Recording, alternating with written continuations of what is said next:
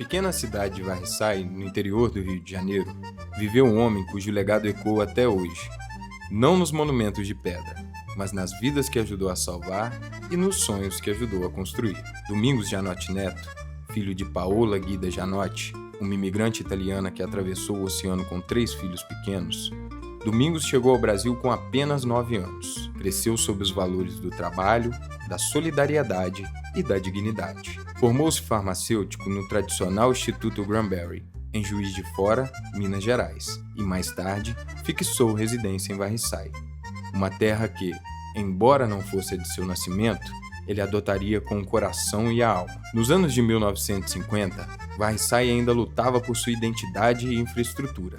Faltavam médicos, recursos e, sobretudo, acolhimento para os doentes. Eu lembro que quando nós mudamos para Varriçai, lá não tinha médico. Então, papai, era ele que atendia os doentes, ia a cavalo na roça, eles buscavam, qualquer hora, até de madrugada, ele ia para a roça para socorrer os doentes. E quando o doente estava pior, ele levava para a rua e deixava punha lá em casa. Lá em casa, que era o hospital que ele atendia os doentes. Ficava lá até melhorar, para ter alta e para ir embora. Mas Domingos sabia que era preciso mais. E em uma reunião histórica com homens influentes da comunidade, entre eles o tabelião José Vargas de Figueiredo, lançou uma proposta simples, mas revolucionária: alugar uma casa para servir de abrigo para os doentes da zona rural. Foi então que alguém ousou sugerir: e se construíssemos um hospital? A ideia foi acolhida com entusiasmo, e ali, naquela sala modesta, nasceu o projeto do que viria a ser o Hospital São Sebastião de Varriçai. Foi uma caminhada difícil, enfrentou vendavais, escassez e obstáculos, mas Domingos jamais recuou. Com coragem, organização e a ajuda generosa da comunidade, o hospital se tornou realidade.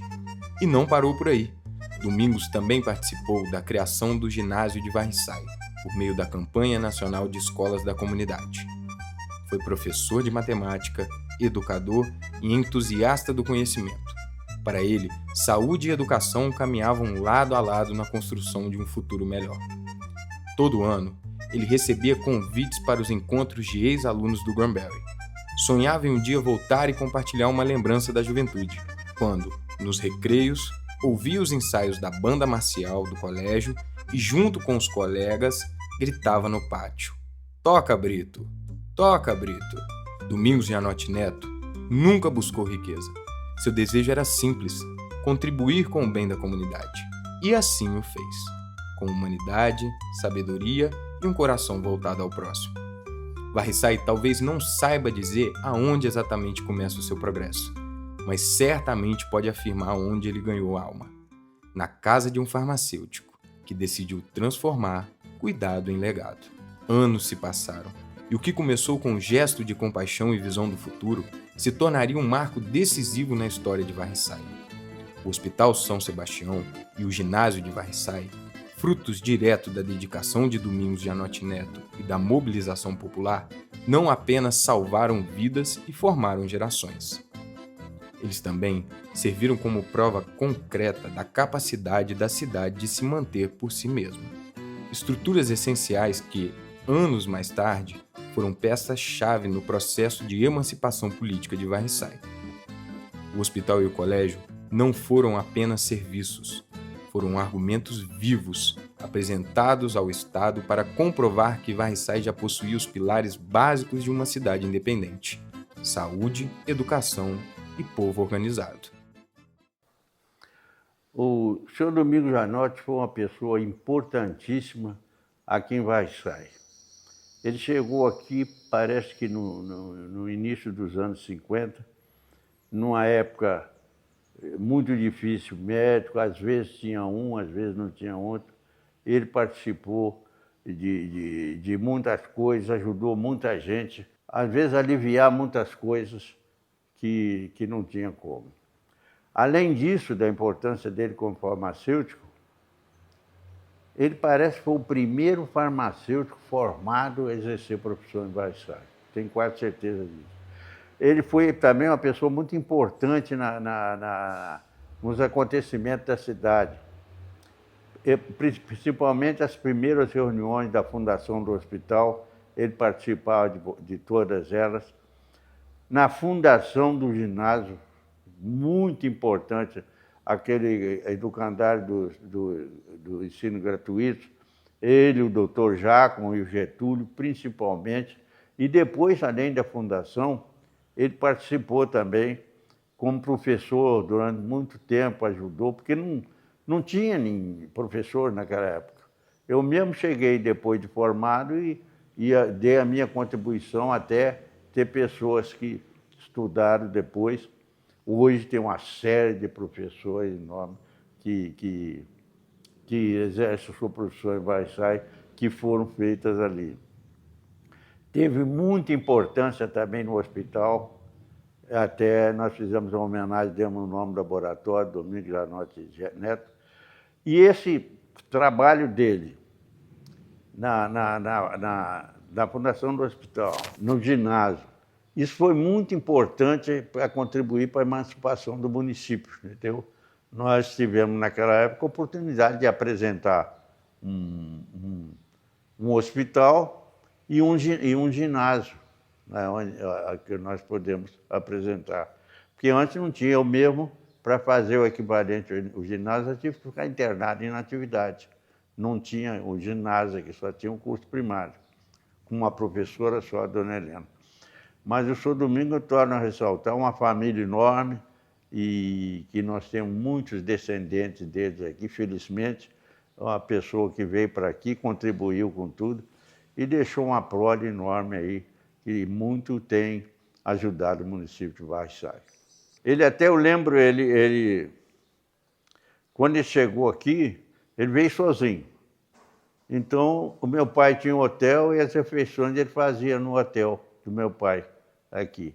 Depois é que ele trouxe a família, seu avô morava naquela casa ali, onde é hoje, aquele negócio de arte ali, aquela coisa. Mesmo em frente à farmácia que ele trabalhava.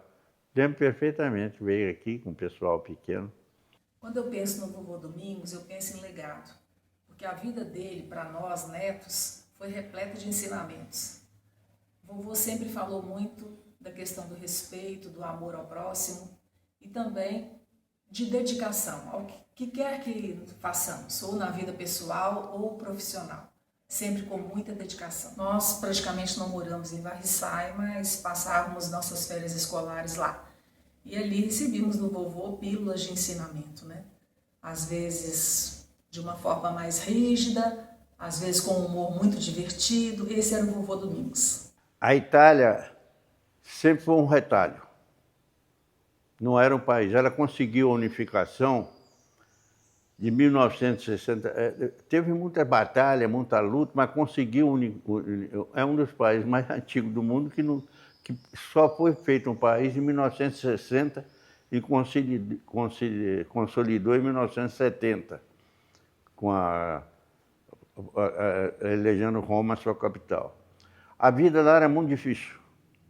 Não tinha trabalho para ninguém na unificação, entendeu? Meu pai lembra que a única atividade que eles tinham lá era colher uva. Assim mesmo, colhia e não recebia 1 litro de vinho quando tinha o trabalho. E tinha aqueles agentes que propagavam a imigração, entendeu?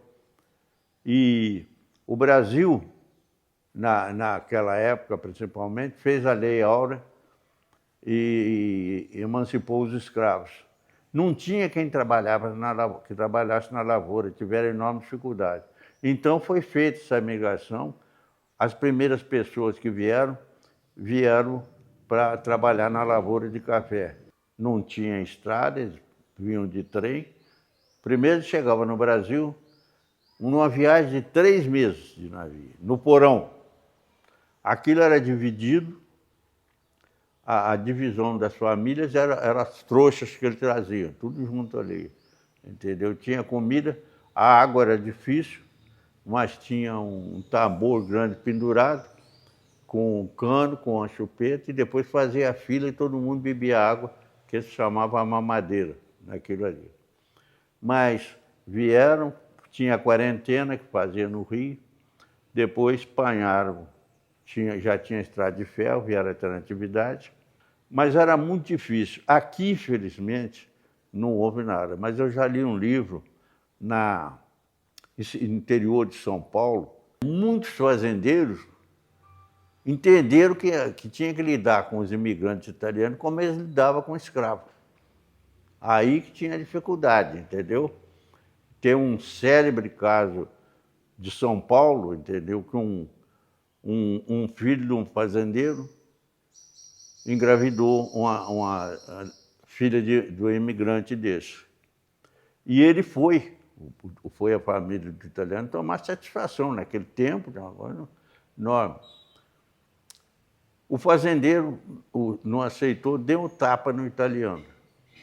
O filho do italiano matou o fazendeiro. E o fazendeiro era irmão do presidente da República, o Rodrigues Alves. Vocês imaginam o tamanho da coisa. Mas não teve muito problema não, que a embaixada italiana também entrou ordenando a coisa. Só para mostrar como era a relação. Mas aqui com a família do Dr. Francilino, sempre a família dele, foi muito, muito legal a relação toda, não teve esse problema.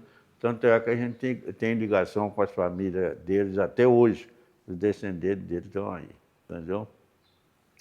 Mas foi difícil.